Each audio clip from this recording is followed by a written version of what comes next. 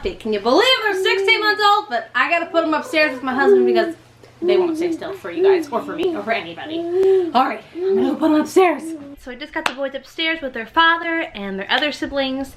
So let's get right into it. So the boys are 16 months old. Can we all just say, whoa? Like, for me, it feels like the twins have been here forever. But saying they're 16 months old, it feels bigger to me. Like that means like they're like toddlers and they're gonna be 2-year-olds soon in a little while. And it just means that they're just, I don't know, like more people than babies. You know what I mean? Like they're growing up.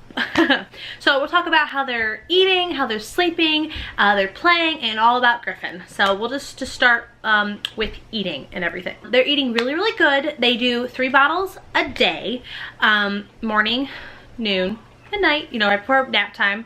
And mainly I keep this regimen because of Griffin, because of his lack of liquids he gets in, because he still, which I'll talk about later, has not mastered any drinking like liquids properly. So those are really his main source of fluid, and that's why I'm not changing it. I'm not gonna go to sippy cups. They're doing bottles, and I probably won't even, unless Griffin does a dramatic change, I won't probably change that till they're 2 or even later, because I don't know what to do. I have to get fluids in him, and that's the only way to do it. Bottles will just be in their lives for a while. I'm not worried about it. And neither are the doctors. They say do what I have to do to get fluids in him. They eat everything, but especially Griffin. You know, he's my little chunky baby, as y'all know. Griffin loves food. He has 0 dislikes. He'll eat whatever you put in front of him. He just loves food so much. And Sawyer, he's funny. He will taste his food, like, and then he'll eat it, or he'll taste it and then drop it or throw it. He is just that kind of kid, more a pickier eater, but he's still, like, recently he's just started eating more, which I've been grateful for. He's not so like, I'm not eating this, like, go away. Like when he transitioned from like baby, like purees to baby food, that was very difficult because he would just push it away and cry and scream, and you know, he didn't have any teeth and I didn't know what to do. It was very hard. They have snacks.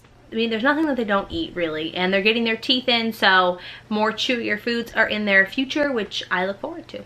Their favorite foods, I would say, would be all fruits. They love fruits, like blueberries and bananas, sometimes strawberries, depends on if it's a good strawberry. They love these baby fruit bars I give them. They just love all food, like I can't tell you. So yeah, food is good right now. Sleep is going really, really good. The sleep training has definitely worked. I really think that we're over that hump of not sleeping.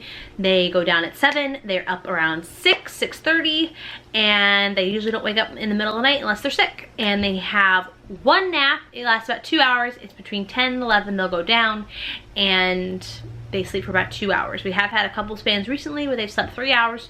We're hoping they're growing because they are still little shorties. We're just, yeah, we want them to grow. So, because I just want them to be taller. Because they still look like little bitty babies, which is not a bad thing, but I do want them to be average height when they're adults. But right now I'm like a little worried. They're just so short. Sleep is doing great. Nothing to complain about. Their heights are 30 inches, both. They are both 30 inches tall. They're both super short. I don't know why. I've asked the doctors about this. You know, they say, you know, me and my husband aren't very tall people to expect them to be shorter, but, you know, they think that they'll be about 5'8", which is what I'm hoping for.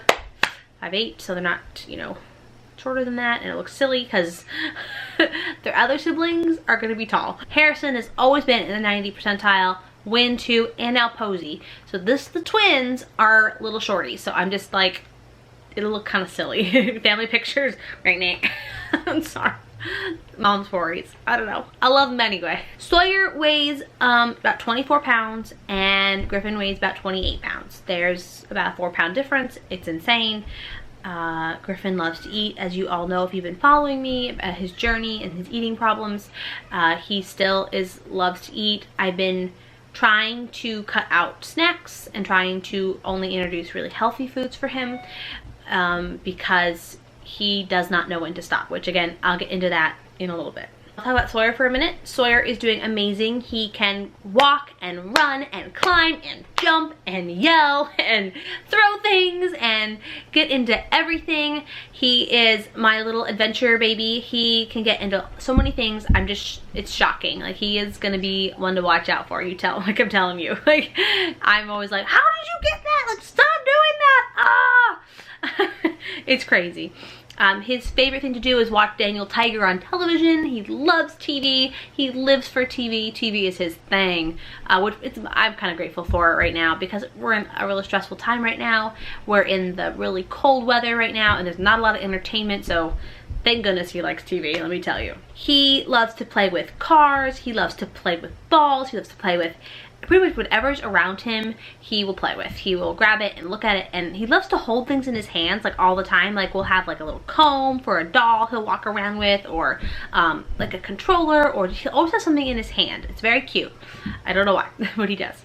Both babies love bath time. They love splashing. They love to get wet. They love to play. I can't wait for summertime. We have baby pool. They're gonna love it. They're gonna be just so excited. I'm so excited for them both. I want to talk about Griffin now. Now this is probably the longer part of the video. If you all been following me, like you know most of it, but I'm gonna do a little recap for anyone who's new, just to let them know what's been going on. So Griffin was born not being able to suck properly. He's never been able to suck on a bottle, never just been able to suck really at all properly. The only thing that's funny with that whole thing is that he can suck on a binky, which I don't understand like the difference. We've tried every bottle, every nipple, but binkies he's mastered, but bottles he can't. I don't know why, no one knows why, but that's just what the facts are.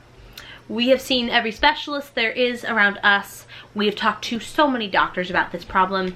In the beginning, he lost a bunch of weight and he almost died. It was very scary because we could not get food into him. I couldn't nurse, I hemorrhaged. If you watch my birth story, you watch any of these past updates with Griffin, you'll hear all this before. So where we are today, he is in therapy. He has 3 teachers. He has a physical therapist, an oral therapist, and like a sensory therapist, which will help. The sensory one will help him with like putting things into things, which will help him learn how to like problem solve, puzzle solving, all that kind of stuff. Physical therapy is, you know, his body, you know, sitting, standing, crawling, walking, moving. That is what she does. And OT is for all oral related. And they've started that. We do that 3 times a week right now. So sometimes 4 to 5 if they double up on him, which is very stressful for me because there's a lot of people in the house. But I know he needs it. It's always a lot of people in our house, a lot of moving parts. My schedule is very busy. I have to write everything down because I have mom brain and I forget everything. I'm just gonna start with what they're doing with him. So we'll start with the sensory one. So she does problem solving. She helps him like put things into things. She has these puzzles that he does, like little like wooden cubes that he puts things on and takes things off. She practiced stacking with him, and they all do work on the physical stuff with him too. Like they'll help him stand and sit, help him learn how to crawl properly, they help him in all sorts, like with physical and mental. They call her the teacher. I call them all the teachers, but that's what it's like, her title is the teacher. Like that's what they say. I don't know. So PT, sorry, here are my kids. So PT is the physical therapy part of it. She's working on, again, sitting, standing, crawling. She has, the kids are like losing their mind upstairs. She works on like reaching and practicing using his left arm and weight bearing and leg stretches and like all sorts of stuff. She's really good for him. I like every teacher. They're really great gals. Like I'm just so grateful for all of them. They're sweet people. Now OT, we just started that a few weeks ago. The OT is what I've been like main worried about. Like this is what is Griffin's big problem. Because he can't use his mouth properly. He has never said his first word before. He doesn't eat properly. And so we got a Z-Vibe, which is a little tool that helps him, it will help him learn how to use his mouth properly. That's how she describes it. It kind of like helps desensitize some of the nerves in his mouth, help him learn how to chew. But mainly right now, because he's little, we just give it to him, let him play with it for a little while. I do pressure points on his face, on his lip and his chin, and let him play with it. He doesn't really love it. That's kind of the sad part about this thing, is that he doesn't love it. If I give it to him and let him play with it by himself, he usually drops it. Because it kind of tickles. It's a very, like a fast vibration. It's not like it's something, I don't know, even for me, I'd be like a little bit like this with it. It just, that vibrates a lot and fast. So that has been, this last few weeks, that he doesn't really like to use it. It's been kind of like, I don't know, disappointing. I still use it on him every day, about twice a day. I'll introduce it after food or after just middle playtime.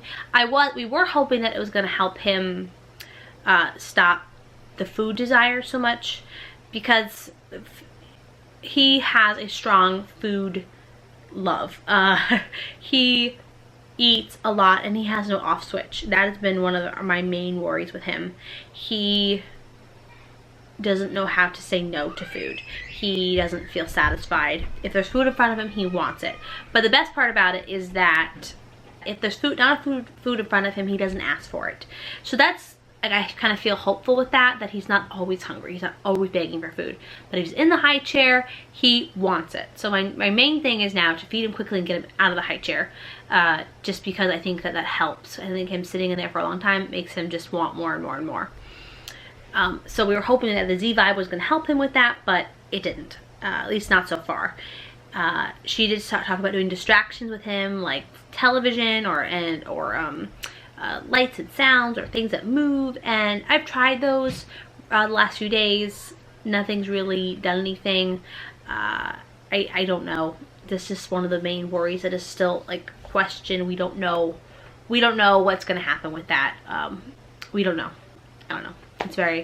It's upsetting because on top of everything else, he can't say no to food, and it freaks me out that this is going to be a problem the rest of his life. She thinks that he has an enlarged tongue and that he will grow into it. She is not 100% sure exactly what's going on. I have talked to her about, CP, cerebral palsy. She doesn't think so, but then she did say that she's known people that have been diagnosed at 10. I really think that this next year we're gonna find out if there is something mentally like wrong. If within this next year, by the time he's 2.5, we're gonna know if something's wrong, like really wrong, or if this is just a giant delay, which that's what everyone tells me, and I trust that and I believe it in my soul.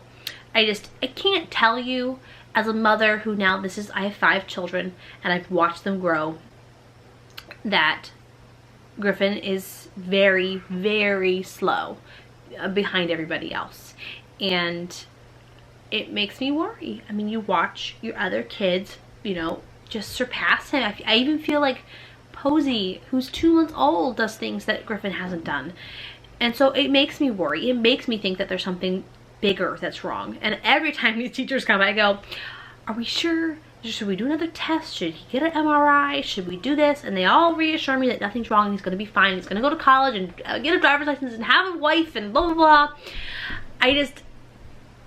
He hasn't said his first word. And he crawls oddly. And he can't stand. And he's just acts different than the other babies that I've had. And so it feels like there's something more that's wrong. But everybody, every doctor, every person has said no. So I have to trust that. But I'm just so scared I'm going to be blindsided one day. I'm so scared one day they're going to say, no, he's got a problem. And I'm scared I'm going to be angry. And I'm going to yell. I'm going to be like, you all told me he was going to be fine. He was going to go to college and he was going to have a wife and he was going to do everything. And now you're telling me that he's not going to be okay? Like, I'd rather just have like someone say, we just don't know. But nobody's telling me that. Everyone says he's going to be fine. So I don't know. I really just want to believe everybody, and I'm going to try really hard. So yeah, enough about that. The kids are playing upstairs. Oh my goodness. And they're loud. Yeah, so Griffin, like I said, crawls like this. He doesn't do like normal crawling like this, so he has like kind of like the army crawl but pushed up. He still collapses on the one arm, which they don't know why yet. He doesn't pinch or grasp or anything yet. He hasn't really stood by himself. He will stand on the couch. He'll move side to side. He does, I feel like what like a 9-month-old would do. He has still not said a word yet. He still, his main sound is ah and gah and goo. Like, it's not, there's really no it's just, yeah, there's no words. Like Sawyer says a lot. He says no. He'll say mom, dad, Daniel Tiger. He says lots of little things. Griffin has said nothing. Again, like, it's just so worried. It makes me so worried. And everyone says don't. And I'm a mom. I can't help it. Until I hear him speak, until I see him walk, until I see him drink liquids properly, I don't think I'll ever stop worrying. You just want the best for your kids, right? So I think that's it for the boys. So I think I'm gonna do, for the boys, do another update when they're 18 months old and let you guys know how Griffin is doing with his therapy, because he'll be in it longer. So we'll do that for you guys. If you watch our vlogs, you'll see updates there too about them. So please follow us, please subscribe, please like us, and yeah, follow me on Facebook, Instagram, and Twitter, and we'll see you next time. Bye! Bye.